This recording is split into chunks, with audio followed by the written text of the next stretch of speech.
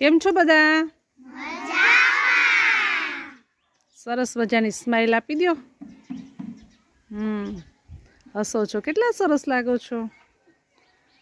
ચાલો, આપણી શાળા બારવણ પ્રાથમિક શાળા.